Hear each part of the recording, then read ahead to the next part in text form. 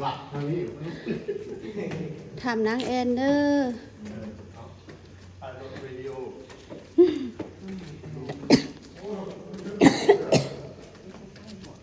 กำลังขึ้นทำนางแอน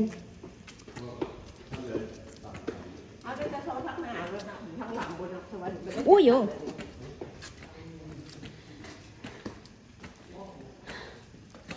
อู้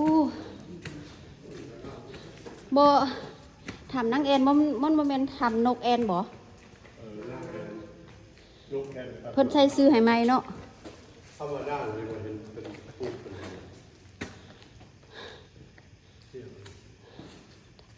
ทางออกหนึ่งทางออกทางนึงนี่ก็ได้พอพวกมันออกไม่ถึงเราคือคดีนั้น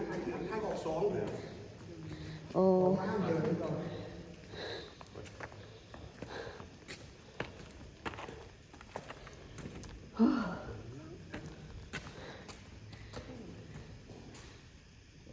เหลียวมา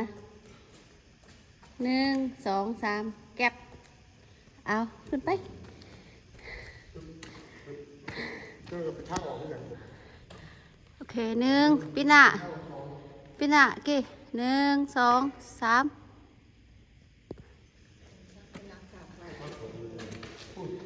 ทางออกหนึ่งเลยต้องมาออกเสือในตัวเรา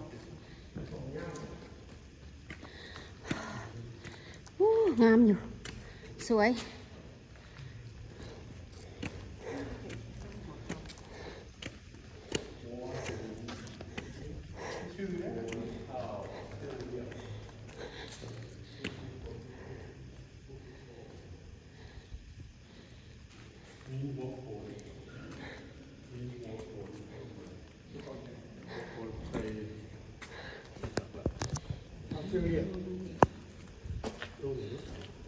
หมดแล้วลงเลย